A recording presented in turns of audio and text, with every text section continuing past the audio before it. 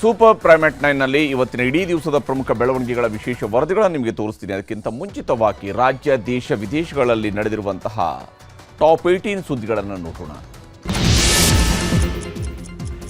ಬೀದಿ ನಾಯಿಗಳಿಗೆ ಬಿರಿಯಾನಿ ಕೊಡುವ ಬಿಬಿಎಂಪಿ ನಿರ್ಧಾರದ ಬಗ್ಗೆ ಭಾರಿ ವಿರೋಧ ವ್ಯಕ್ತವಾಗ್ತಾ ಇದೆ. ಈ ಕುರಿತು ಮಾತನಾಡಿರುವ ವಿರೋಧ ಪಕ್ಷದ ನಾಯಕ ಅಶೋಕ್, ರಸ್ತೆ ಮುಚ್ಚಲು ದುಡ್ಡಿಲ್ಲ ಅಂತಾರೆ, ಆದರೆ ನಾಯಿಗಳಿಗೆ ನಾನ್ ವೆಜ್ ನೀಡ್ತೀವಿ ಅಂತ ದುಡ್ಡು ಹೊಡೆಯೋ ಸ್ಕೀಮ್ ಮಾಡಿದ್ದಾರೆ. ಇಲಿ ಹೆಗ್ಗಣಗಳಿಗೂ ಒಂದು ಸ್ಕೀಮ್ ಮಾಡಿಕೊಳ್ಳಿ ಅಂತ ಕಿಡಿಕಾರಿದ್ರು. ಬಿಜೆಪಿ ಸಂಸದ ಡಾಕ್ಟರ್ ಮಂಜುನಾಥ್ ಅವರು ಮಾತನಾಡಿ, ಬೀದಿ ನಾಯಿಗಳಿಗೆ ಎಲ್ಲಿ ಅಡುಗೆ ಮಾಡಿ ಹಾಕ್ತಾರೆ, ಬೀದಿ ನಾಯಿಗಳಿಗೆ ಬಿರಿಯಾನಿ ಹಾಕಿದ್ರೆ ಜನರ ಮೇಲೆ ದಾಳಿ ಮಾಡುವ ಸಾಧ್ಯತೆ ಇರುತ್ತೆ ಅಂತ ಬೇಸರ ಹೊರಹಾಕಿದರು. ಬೆಂಗಳೂರಿನ ಗಾಳಿ ಆಂಜನೇಯ ದೇಗುಲ ಅಧಿಕೃತವಾಗಿ ಮುಜರಾಯಿ ಇಲಾಖೆಗೆ ಸೇರ್ಪಡೆಯಾಗಿದೆ. ಕಾರ್ಯನಿರ್ವಾಹಕ ಅಧಿಕಾರಿಯಾಗಿ ನಾರಾಯಣಸ್ವಾಮಿ ಅವರನ್ನು ನೇಮಿಸಲಾಗಿದೆ. ದೇಗುಲದ ಬ್ಯಾಂಕ್ ಅಕೌಂಟ್ ಸೀಸ್ ಮಾಡಿದ್ದು ಮುಜರಾಯಿ ಇಲಾಖೆ ಅಕೌಂಟ್ ತೆರೆಯಲಾಗಿದೆ. ಅಲ್ಲದೆ ದೇಗುಲದಲ್ಲಿದ್ದಂತಹ ಡಿಜಿಟಲ್ ಸ್ಕ್ಯಾನರ್ಗಳನ್ನು ತೆರವುಗೊಳಿಸಲಾಗಿದೆ. ಸರ್ಕಾರದ ವಿರುದ್ಧ ಭಕ್ತರು ತೀವ್ರ ವಿರೋಧ ವ್ಯಕ್ತಪಡಿಸಿದ್ದು ದೇಗುಲದ ಮುಂದೆ ಹನುಮಾನ್ ಚಾಲೀಸ ಪಠಿಸುವ ಮೂಲಕ ಪ್ರತಿಭಟಿಸಿದರು.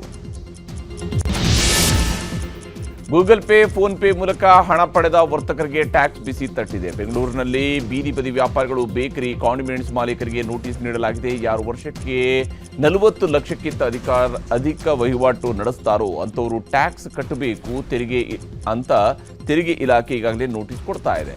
ಇದು ವ್ಯಾಪಾರಿಗಳನ್ನು ಆತಂಕಕ್ಕೆ ದೂಡಿದೆ. ಈ ಬಗ್ಗೆ ಸರ್ಕಾರ ಮಧ್ಯಪ್ರವೇಶಿಸಿ ಸಮಸ್ಯೆ ಬಗೆಹರಿಸಬೇಕು ಅಂತ FKCCI ಒತ್ತಾಯಿಸಿದೆ.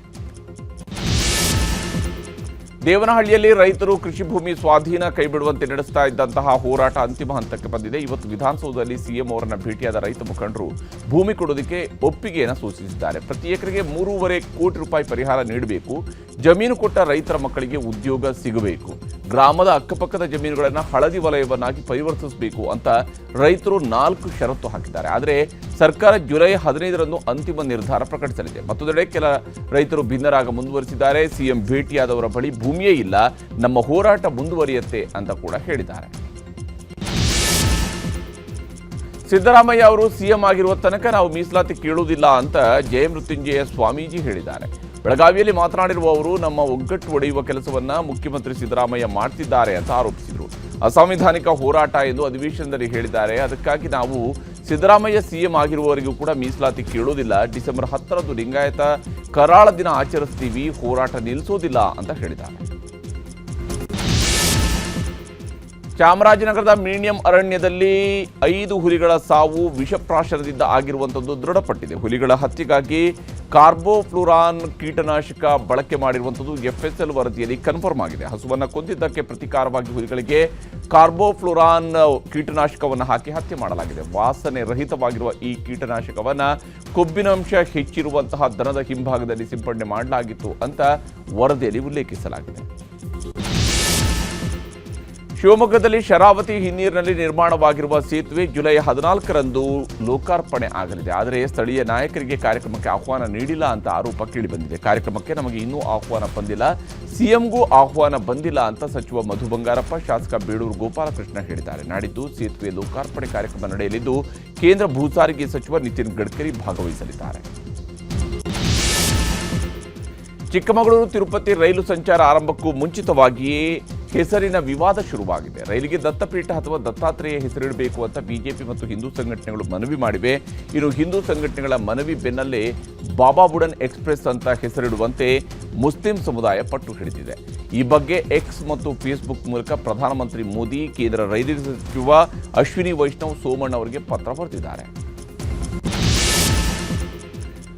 ಮಂಗಳೂರಿನ ಸುರತ್ಕಲ್ ಬಳಿ ಇರುವ MRPL ಘಟಕದಲ್ಲಿ ವಿಷಾನಿಲ ಸೋರಿಕೆಯಾಗಿ 2 ಸಿಬ್ಬಂದಿ ಸಾವಿಗೀಡಾಗಿದ್ದಾರೆ. ದೀಪ್ ಚಂದ್ರ ಭಾರತೀಯ, ಬಿಜಿಲ್ ಪ್ರಸಾದ್ ಸಾವಿಗೀಡಾಗಿದ್ದವರು.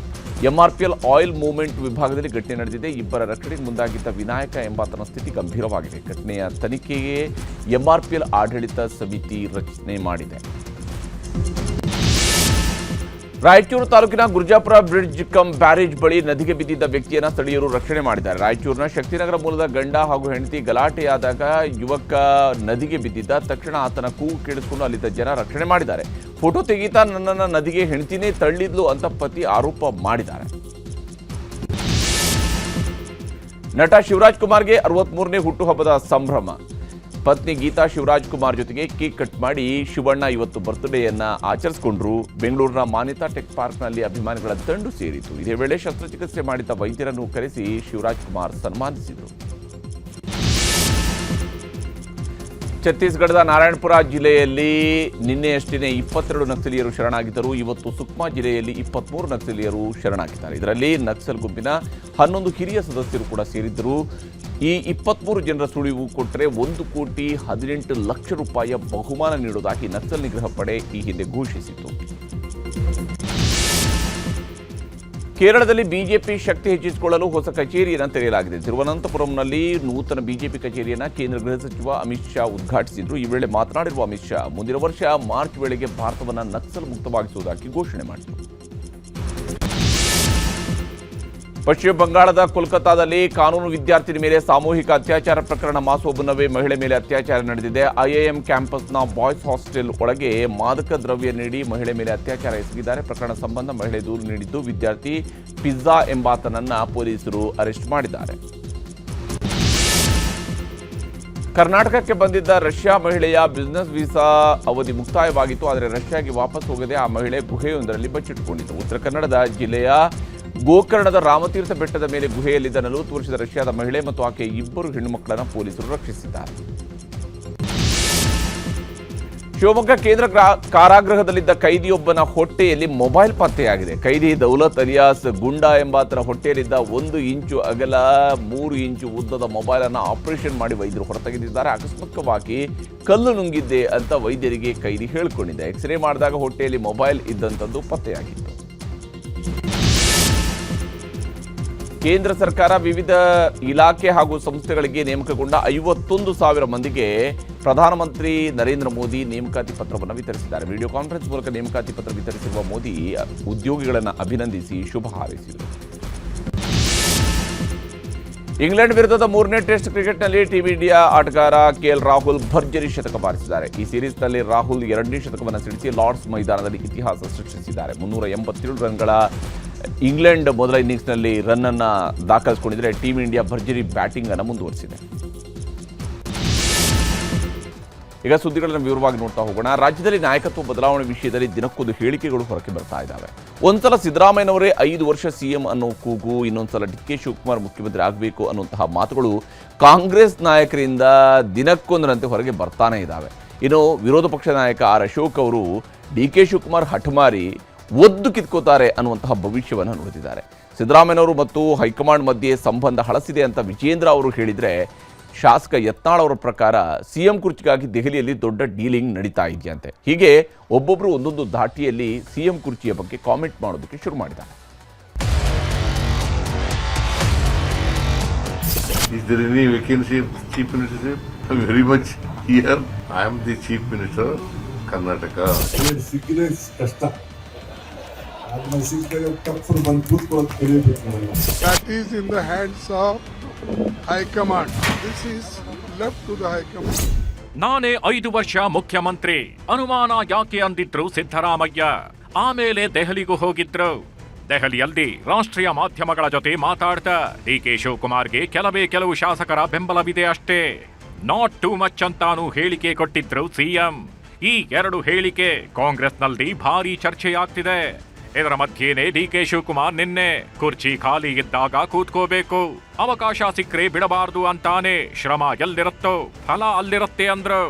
ಆ ಮೂಲಕ ನಾನು ಮುಖ್ಯಮಂತ್ರಿ ಆಗಬೇಕೆಂಬ ಕನಸಿನ ಕೋಟೆ ಕಟ್ಟಿಕೊಂಡಿರೋದನ್ನ ಪರೋಕ್ಷವಾಗಿ ಒಪ್ಪಿಕೊಂಡಿದ್ರು. ಆಮೇಲೆ ಡಿಕೆ ಶಿವಕುಮಾರ್ ಪರ ಒಂದಷ್ಟು ಶಾಸಕರು ಸಿದ್ದರಾಮಯ್ಯನೇ ಸಿಎಂ ಆಗಿರಬೇಕು ಅಂತ ಒಂದಷ್ಟು ಸಚಿವರೇ ನೇರವಾಗಿ ಹೇಳಿಕೆ ಕೊಟ್ಟಿದ್ರು.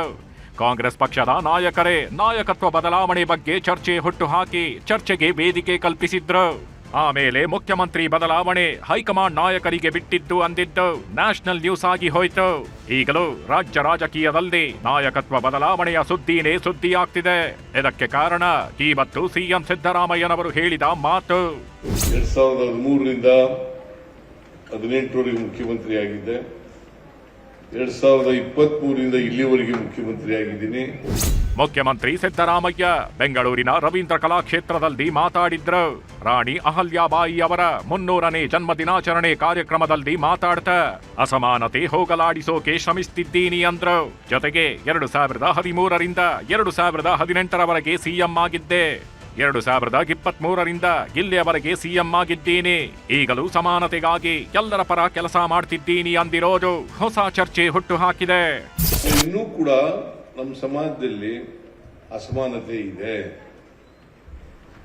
ಈ ಅಸಮಾನತೆ ಹೋಗೋವರಿಗೆ ಬಹಳ ಕಷ್ಟ ಆಗ್ತದೆ. ಅದಕ್ಕೋಸ್ಕರ ನಾನು ಮುಖ್ಯಮಂತ್ರಿಯಾಗಿ 2013ರಿಂದ 2018ರವರೆಗೆ ಮುಖ್ಯಮಂತ್ರಿಯಾಗಿದ್ದೆ. 2023ರಿಂದ ಇಲ್ಲಿವರೆಗೆ ಮುಖ್ಯಮಂತ್ರಿಯಾಗಿದ್ದೀನಿ. ನಾನು ಯಾವ್ಯಾವಾಗ ಅಧಿಕಾರದಲ್ಲಿ ಇದ್ದೇನೆ ಆ ಎಲ್ಲ ಕಾಲದಲ್ಲೂ ಕೂಡ ಸಮಾನತೆ ತರಲಿಕ್ಕೆ, ಸಾಮಾಜಿಕ ನ್ಯಾಯ ಕೊಡಲಿಕ್ಕೆ, ಶೋಷಿತ ವರ್ಗದವರಿಗೆ ಶಕ್ತಿ ತುಂಬಿಸಲಿಕ್ಕೆ ಪ್ರಯತ್ನವನ್ನ ಮಾಡ್ತಾ ಇದ್ದೇನೆ. ಮುಖ್ಯಮಂತ್ರಿ ಇಲ್ಲಿಯವರೆಗೆ ಸಿಎಂ ಆಗಿದ್ದೀನಿ ಅಂತ ಯಾವ ಅರ್ಥದಲ್ಲಿ ಹೇಳಿದ್ರೋ ಗೊತ್ತಿಲ್ಲ. ಆದ್ರೆ ಸಿಎಂ ಕುರ್ಚಿಗಾಗಿ ಕಾಂಗ್ರೆಸ್ ಪಕ್ಷದಲ್ಲಿ ಡಿಕೆ ಶಿವಕುಮಾರ್ ಪ್ರಯತ್ನ ಪಡ್ತಿದ್ದಾರೆ ಅನ್ನೋ ಚರ್ಚೆ ಮತ್ತೆ ಮುನ್ನೆಲೆಗೆ ಬಂದಿದೆ.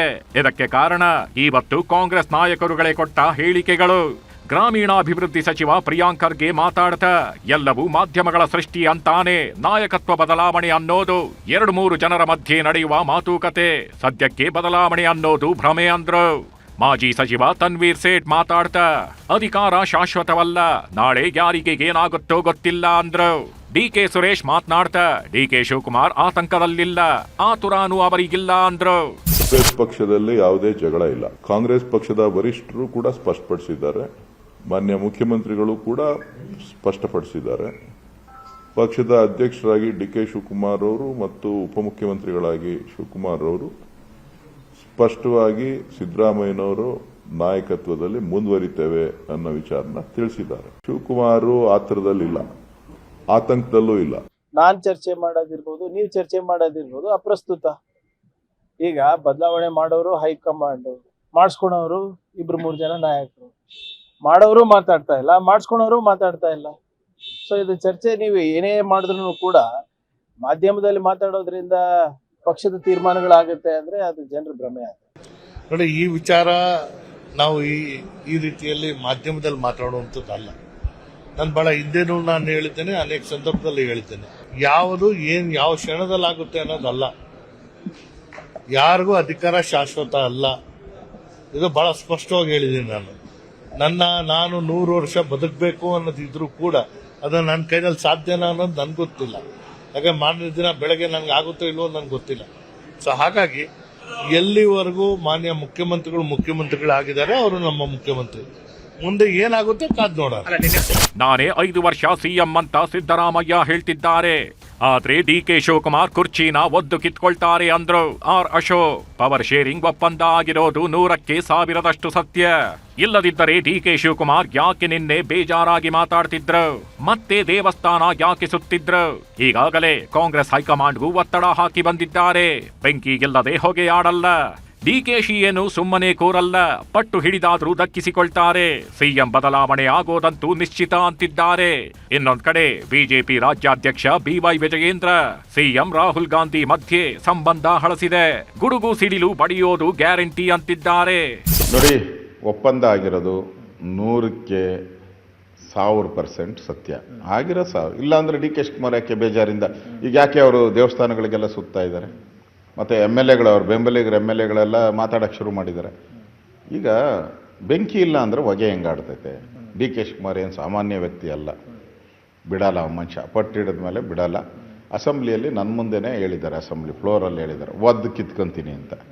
ಅದು ನೋಡ್ತೀನಿ ನಾನು. ಅವ್ರ ಗ್ರಹಗತಿಯಲ್ಲಿ ಒದ್ದು ಕಿತ್ಕೊಳೋದೇ ಇದ್ದರೆ ಅವ್ರ ಗ್ರಹಗತಿ ಒದ್ದು ಕಿತ್ಕೊಳಬೇಕು. ಅವರು ಆ ಕಿತ್ಕೊಳೋ ಕಾಲನ ನೋಡ್ತೀವಿ ನಾವು.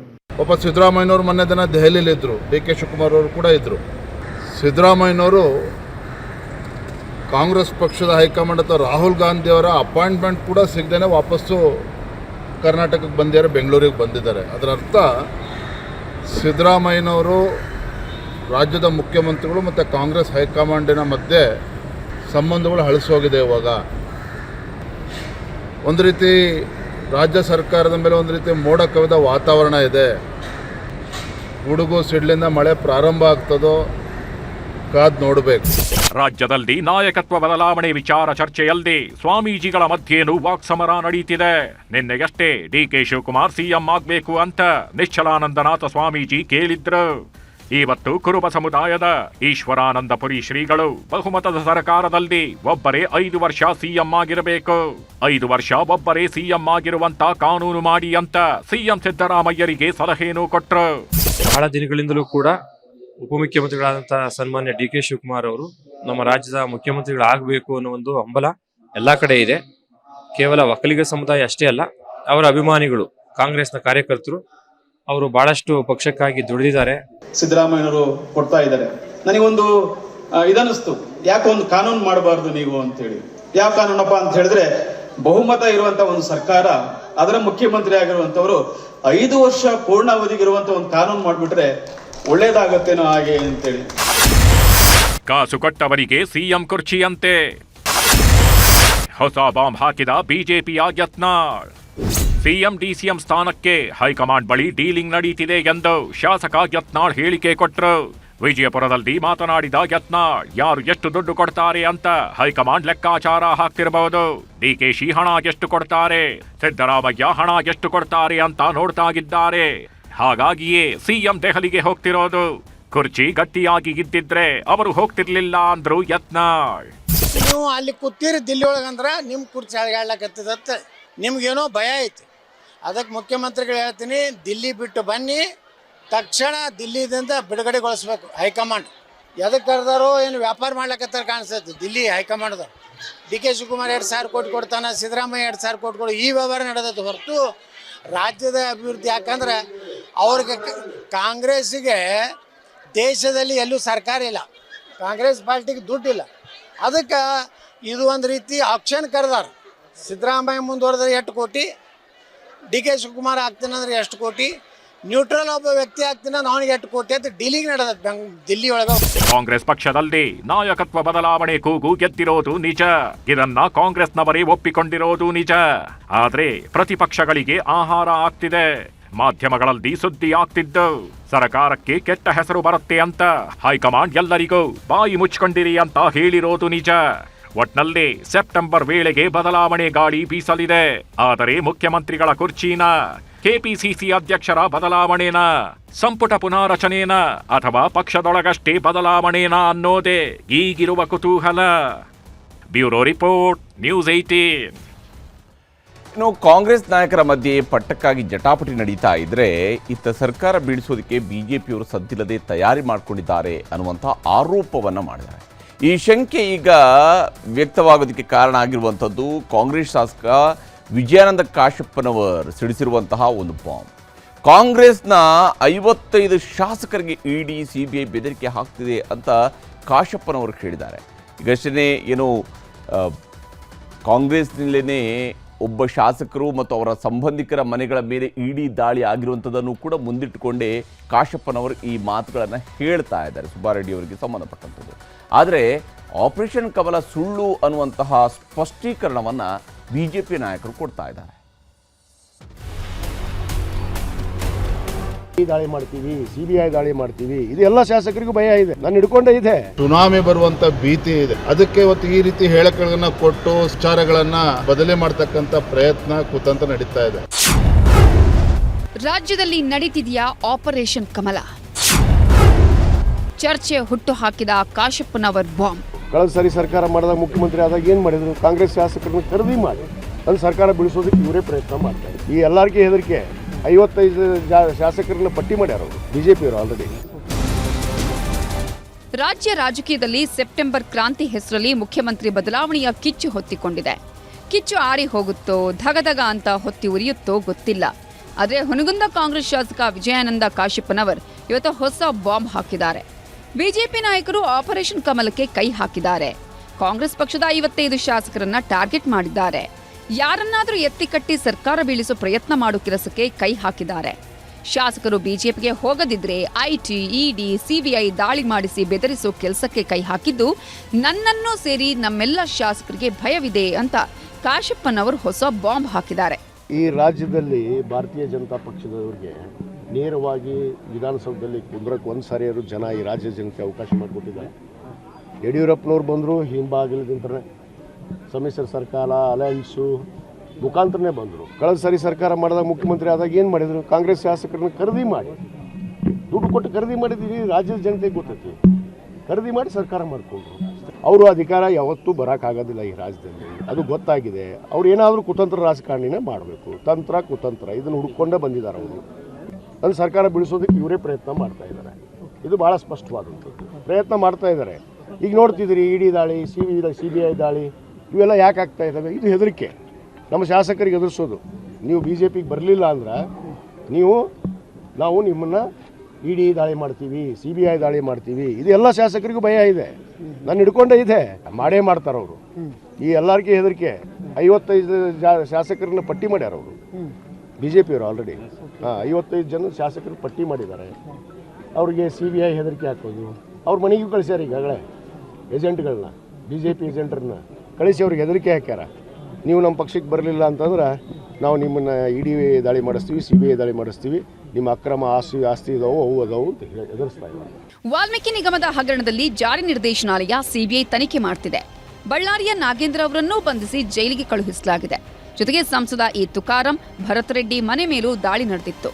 ಆದರೆ ವಿಜಯಾನಂದ ಕಾಶಪ್ಪನವರು ಹೇಳೋ ಪ್ರಕಾರ ಇದು ಆಪರೇಷನ್ ಕಮಲದ ಒಂದು ಭಾಗ, ದ್ವೇಷ ರಾಜಕಾರಣ ಅಂತೆ. ಅವ್ರು ಮಾಡ್ತಾ ಇದ್ದಾರೆ, ನೀವು ನೋಡ್ತಾ ಇದ್ದೀರಿ. ಈಗ ನಮ್ಮ ಮೊನ್ನೆ ಬಳ್ಳಾರಿ ನಮ್ಮ ಶಾಸಕರ ಮೇಲೆ ಮಾಡಿದರು, ಭರತ್ ರೆಡ್ಡಿ ಮೇಲೆ ಮಾಡಿದರು, ನಮ್ಮ ತುಕಾರಾಂ ಮೇಲೆ ಮಾಡಿದರು. ಇವೆಲ್ಲ ಮಾಡ್ತಾ ಇದ್ದಾರಲ್ಲ ನಮ್ಮ ಇವ್ರ ಮೇಲೆ, ಯಾರು ನಮ್ಮ ನಾಗೇಂದ್ರ ಅವ್ರ ಮೇಲೆ. ಇವೆಲ್ಲ ಉದ್ದೇಶಪೂರ್ವಕವಾಗಿ ದ್ವೇಷ ರಾಜಕಾರಣ ಅಂತಾರೆ, ಇದಕ್ಕೆ ಕುತಂತ್ರ ರಾಜಕಾರಣ ಅಂತಾರೆ. ಅವ್ರ ತಾಕತ್ತು ದಮ್ ಇದ್ರೆ ಜನರ ಮಧ್ಯೆ ಬರಲಿ, ಮತ್ತೆ 28ಕ್ಕೆ ತೋರಿಸ್ತೀವಿ. ಕಾಂಗ್ರೆಸ್ನಲ್ಲಿ ಸುನಾಮಿ ಎದ್ದಿದೆ, ಅದನ್ನು ಮುಚ್ಚಿಡಲು ಸುಳ್ಳು ಆರೋಪ. 55 ಕಾಂಗ್ರೆಸ್ ಶಾಸಕರನ್ನ ಬಿಜೆಪಿಗೆ ಬರಲು ಆಹ್ವಾನಿಸಿದ್ದಾರೆ. ಬರದಿದ್ರೆ ಬಿಜೆಪಿ ನಾಯಕರು ಇಡಿ, CBI ದಾಳಿ ಭಯ ಹುಟ್ಟಿಸುತ್ತಿದ್ದಾರೆ ಅಂತಿದ್ದಾರೆ ವಿಜಯಾನಂದ ಕಾಶಪ್ಪನವರು. ಇದಕ್ಕೆ ಬಿಜೆಪಿ ರಾಜ್ಯಾಧ್ಯಕ್ಷ ವಿಜಯೇಂದ್ರ ತಿರುಗೇಟು ಕೊಟ್ಟರು. ಕಾಂಗ್ರೆಸ್ನಲ್ಲಿ ಸುನಾಮಿ ಎದ್ದಿದೆ, ಸಿಎಂ ಬದಲಾವಣೆ ಕೂಗು ಶುರುವಾಗಿದೆ, ಅದನ್ನ ಮುಚ್ಚಿಡಲು ಸುಳ್ಳು ಆರೋಪ ಮಾಡ್ತಿದ್ದಾರಷ್ಟೇ ಅನ್ನೋದು ವಿಜಯೇಂದ್ರ ಹೇಳಿಕೆ. ಕಾಂಗ್ರೆಸ್ ಪಕ್ಷದಲ್ಲಿ, ಕಾಂಗ್ರೆಸ್ ಸರ್ಕಾರದಲ್ಲಿ ಏನು ಸುನಾಮಿ ಬರುವಂಥ ಭೀತಿ ಇದೆ, ಅದಕ್ಕೆ ಇವತ್ತು ಈ ರೀತಿ ಹೇಳಿಕೆಗಳನ್ನು ಕೊಟ್ಟು ವಿಚಾರಗಳನ್ನು ಬದಲಿ ಮಾಡ್ತಕ್ಕಂಥ ಪ್ರಯತ್ನ ಕುತಂತ್ರ ನಡೀತಾ ಇದೆ. ಯಾರು ತಪ್ಪಿತಸ್ಥರಿದ್ದಾರೆ ಅವ್ರ ವಿರುದ್ಧ ಕೋರ್ಟ್ ಇದೆ, ಹೈಕೋರ್ಟ್ ಇದೆ, ಸುಪ್ರೀಂ ಕೋರ್ಟ್ ಇದೆ. ಒಂದೊಂದು ಪ್ರಜಾಪ್ರಭುತ್ವ ವ್ಯವಸ್ಥೆಯಲ್ಲಿ ಏನೇನಾಗಬೇಕು ಅದು ಆಗ್ತದೆ. ರಾಜ್ಯ ಕಾಂಗ್ರೆಸ್ ಸರ್ಕಾರದಲ್ಲಿ ಪವರ್ ಶೇರಿಂಗ್ ಪಾಲಿಟಿಕ್ಸ್ ಮಧ್ಯೆ ಬಿಜೆಪಿಯಲ್ಲೂ ರಾಜ್ಯಾಧ್ಯಕ್ಷ ಬದಲಾವಣೆ ರಾಜಕೀಯದ ಜಗಳ ಆಗ್ತಿದೆ. ಈ ಎರಡು ಬೆಳವಣಿಗೆಗಳ ಮಧ್ಯೆ ಆಪರೇಷನ್ ಕಮಲಕ್ಕೆ ಬಿಜೆಪಿ ಕೈ ಹಾಕಿದೆ ಅನ್ನೋ ಕಾಶಪ್ಪನವರ ಹೇಳಿಕೆ ನಿಜಕ್ಕೂ ಅಚ್ಚರಿ ತರಿಸುವಂಥದ್ದು. ಕಾಶಪ್ಪನವರು ಕೊಟ್ಟ ಈ ಹೇಳಿಕೆ ಇನ್ಯಾವ ದಿಕ್ಕು ತಲುಪುತ್ತೋ ಏನೋ. Bureau report, news 18. ಗುಜರಾತ್ನ ಅಹಮದಾಬಾದ್ನಲ್ಲಿ ವಿಮಾನ ದುರಂತ ಸಂಭವಿಸಿ 1 ತಿಂಗಳ ಬಳಿಕ ತನಿಖಾ ವರದಿ ಹೊರಬಿದ್ದಿದೆ. ವರದಿಯಲ್ಲಿ ತೈಲ ಪೂರೈಕೆಯನ್ನು ಯಾಕೆ ನಿಲ್ಲಿಸಿದೆ ಅಂತ ಇಬ್ಬರು ಪೈಲಟ್ಗಳು ಮಾತನಾಡಿಕೊಂಡಿದ್ದಾರೆ. ಅದಕ್ಕೆ ಸಂಬಂಧಪಟ್ಟಂಥ 6 ಸೆಕೆಂಡಿನ ಮಾತುಕತೆಯ ಬಗ್ಗೆ ಉಲ್ಲೇಖ ಸಿಕ್ಕಿದೆ. ಅಂದರೆ ವಿಮಾನ ಟೇಕ್ ಆಫ್ ಆದಂತಹ ಸಂದರ್ಭದಲ್ಲಿ ತೈಲ ಪೂರೈಕೆ ಸ್ಥಗಿತಗೊಂಡಿರುವಂಥದ್ದು, ಎಂಜಿನ್ಗೆ ತೈಲ ಪೂರೈಕೆ ಸ್ಥಗಿತಗೊಂಡಿರುವಂಥದ್ದು ಪತ್ತೆಯಾದಂತೆ ಭಾಸವಾಗ್ತಾ ಇದೆ. ವಿಮಾನ ದುರಂತದ ಬ್ಲ್ಯಾಕ್ ಬಾಕ್ಸ್ ಭೇದಿಸಿರುವಂತಹ ತನಿಖಾ ಸಂಸ್ಥೆ ಏನೆಲ್ಲ ಅಂಶಗಳನ್ನು ಉಲ್ಲೇಖ ಮಾಡ್ತಾ ಇದೆ ಅನ್ನೋದನ್ನು ನಿಮಗೆ ತೋರಿಸ್ತೀವಿ.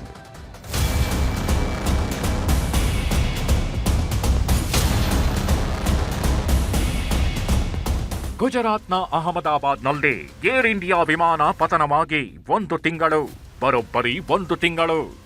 ಜೂನ್ 12ರಂದು ಟೇಕ್ ಆಫ್ ಆದ 1 ನಿಮಿಷದಲ್ಲದೆ ಏರ್ ಇಂಡಿಯಾ ವಿಮಾನ ಮೆಡಿಕಲ್ ಕಾಲೇಜು ಹಾಸ್ಟೆಲ್ಗೆ ಅಪ್ಪಳಿಸಿ 274 ಜನರನ್ನ ಬಲಿ ಪಡೆದಿತ್ತು.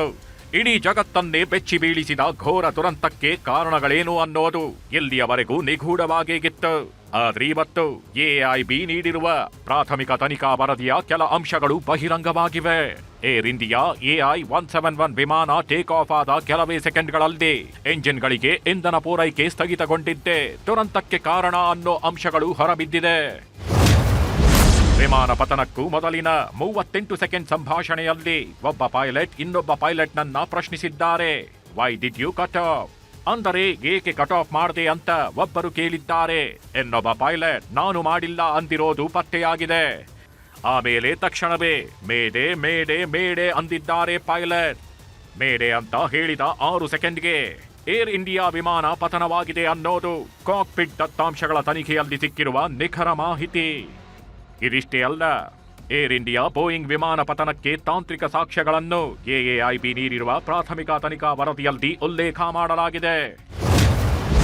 ವಿಮಾನ ಹಾರಾಟ ವೇಳೆ ದುರಂತದ ಸಮಯದಲ್ಲಿ ಯಾವುದೇ ಹಕ್ಕಿ ಡಿಕ್ಕಿ ಹೊಡೆದಿಲ್ಲ. ಏರ್ ಇಂಡಿಯಾ ವಿಮಾನ ಟೇಕ್ ಆಫ್ ವೇಳೆ 2,13,401 ಕೆಜಿ ತೂಕವಿತ್ತು. ಟೇಕ್ ಆಫ್ ಆದಾಗ ಏರ್ ಇಂಡಿಯಾ ವಿಮಾನ 180 ನಾಟ್ಸ್ಗಳ ಗರಿಷ್ಠ ದಾಖಲೆಯ ವೇಗದಲ್ಲಿತ್ತು. ತೈಲ ಪೂರೈಕೆ ನಿಂತಾಕ್ಷಣ ಎಂಜಿನ್ನ ಫ್ಯಾನ್ನ ವೇಗ ಇಳಿದಿದೆ. ಮೊದಲು ತೈಲ ಪೂರೈಕೆ ಸ್ವಿಚ್ಗಳು ಕಟ್ ಆಫ್ ಆಗಿದೆ. ಆಮೇಲೆ ವಿಮಾನದ ಇಂಜಿನ್ಗಳಿಗೆ ಇಂಧನ ಪೂರೈಕೆ ದಿಢೀರಂತ ನಿಂತು ಹೋಗಿದೆ. ಬರೀ 1 ಸೆಕೆಂಡ್ನಲ್ಲೇ 2 ಇಂಜಿನ್ಗೆ ಇಂಧನ ಸಪ್ಲೈ ನಿಂತಿದೆ ಅನ್ನೋದು ಪ್ರಾಥಮಿಕ ತನಿಖೆಯಲ್ಲಿರುವ ಅಂಶಗಳು.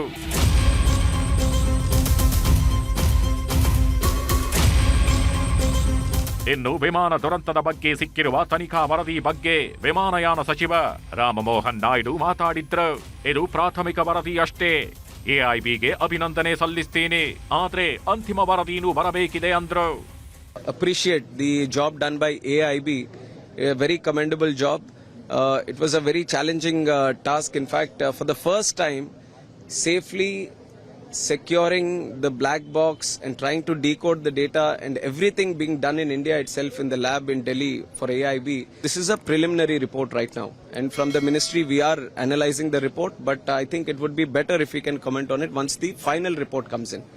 So we are coordinating with AIB also. Whatever support or resources they need, we'll be providing to them. Our final report also comes in so that we can arrive at some conclusions. ಕೇಂದ್ರ ವಿಮಾನಯಾನ ಸಚಿವರ ಪ್ರಕಾರ ಅಂತಿಮ ವರದಿ ಬಂದಿಲ್ಲ, ಯಾವಾಗ ಕೊಡ್ತಾರೋ ಗೊತ್ತಿಲ್ಲ. ಆದ್ರೆ ಏರ್ಪೋರ್ಟ್ನಿಂದ ವಿಮಾನ ಟೇಕ್ ಆಫ್ ಆದ 38 ಸೆಕೆಂಡ್ಗಳಲ್ಲೇ ವಿಮಾನ ಪತನವಾಗಿರೋದಕ್ಕೆ ಸಿಸಿಟಿವಿ ಸಾಕ್ಷಿಗಳಿವೆ. ಈಗ ಪ್ರಾಥಮಿಕ ತನಿಖೆಯಲ್ಲಿ ಸಾಕಷ್ಟು ಲೋಪದೋಷಗಳು ಪತ್ತೆಯಾಗಿದ್ದು 10 ಪ್ರಶ್ನೆಗಳು ಹುಟ್ಟಿಕೊಂಡಿವೆ. ಇಂಧನ ಪೂರೈಕೆ ಸ್ವಿಚ್ ಸ್ವಯಂಚಾಲಿತವಾಗಿ ನಡೆಯೋದಿಲ್ಲ. ಪೈಲಟ್ ಜೊತೆ ಇತರೆ ಸಿಬ್ಬಂದಿ ಕೈಯಲ್ಲಿ ಸ್ವಿಚ್ ಇರುತ್ತೆ ಅನ್ನೋದು ನಿಜ. ಹೀಗಿದ್ದಾಗ ಇಂಧನ ಪೂರೈಕೆ ಕಟ್ ಆಫ್ ಮಾಡಿದ್ಯಾರು? ಏಕೆ ಕಟ್ ಆಫ್ ಮಾಡಿದೆ ಅಂತ ಕೇಳಿದ ಪೈಲಟ್ ಯಾರು? ಬರೀ 1 ಸೆಕೆಂಡ್ನಲ್ಲಿ 2 ಇಂಜಿನ್ಗಳು ವಿಫಲ ಆಗಿದ್ದ ಹೇಗೆ? 2018ರಲ್ಲೂ ಇಂಧನ ನಿಯಂತ್ರಣ ಸ್ವಿಚ್ ಸಮಸ್ಯೆ ಪತ್ತೆಯಾಗಿತ್ತು. ಅಮೆರಿಕಾದ ಫೆಡರಲ್ ಏವಿಯೇಷನ್ ಈ ಬಗ್ಗೆ ವರದಿಯನ್ನು ಕೊಟ್ಟಿತ್ತು. ಹೀಗಿದ್ದರೂ ಎಐ ವಿಮಾನ ಹಾರಾಟಕ್ಕೆ ಅನುಮತಿಸಿದ್ಯಾಕೆ? ಟೇಕ್ ಆಫ್ಗೂ ಮೊದಲು ವಿಮಾನ ತಪಾಸಣೆ ಸರಿಯಾಗಿ ಆಗಿರ್ಲಿಲ್ವಾ ಅನ್ನೋದು ಈಗ ಕಾಡ್ತಿರೋ ಪ್ರಶ್ನೆಗಳು. ಇದು ಎಐಬಿ ಕೊಟ್ಟಿರುವ ಪ್ರಾಥಮಿಕ ವರದಿ. ಆದ್ರೆ ಅಂತಿಮ ವರದಿಯಲ್ಲಿ ಈ ಎಲ್ಲಾ ಪ್ರಶ್ನೆಗಳಿಗೂ ಉತ್ತರ ಸಿಗುವ ನಿರೀಕ್ಷೆ ಕೇಂದ್ರ ಸರ್ಕಾರಕ್ಕೂ ಇದೆ. ನೋಡೋಣ ಏನೇನಾಗುತ್ತೆ ಅಂತ. Bureau report, news 18. ಇನ್ನು ಅಮೆರಿಕದ ಟೆಕ್ಸಾಸ್ನಲ್ಲಿ ಭೀಕರ ಮಳೆಯಿಂದಾಗಿ ಜಲಪ್ರವಾಹ ಸೃಷ್ಟಿಯಾಗಿತ್ತು. ಇವತ್ತು ದುರಂತದ ಜಾಗಕ್ಕೆ ಅಮೆರಿಕದ ಅಧ್ಯಕ್ಷ ಡೊನಾಲ್ಡ್ ಟ್ರಂಪ್ ಅವರು ಭೇಟಿ ನೀಡಿ ಅಲ್ಲಿಯ ಸ್ಥಳವನ್ನು ಪರಿಶೀಲನೆ ನಡೆಸಿದ್ದಾರೆ. ಟೆಕ್ಸಾಸ್ನಲ್ಲಿ ಡೊನಾಲ್ಡ್ ಟ್ರಂಪ್ ಅವರಿಗೆ ಅಧಿಕಾರಿಗಳು ದುರಂತದ ಬಗೆಗೆ ಇಂಚಿಂಚು ಮಾಹಿತಿಯನ್ನು ಕೂಡ ನೀಡಿದ್ದಾರೆ. ರಕ್ಷಣಾ ಪಡೆಗಳ ಕಾರ್ಯಾಚರಣೆಯನ್ನು ಅಮೆರಿಕ ಅಧ್ಯಕ್ಷರು ಮುಕ್ತ ಕಂಠದಿಂದ ಶ್ಲಾಘಿಸಿದ್ದಾರೆ.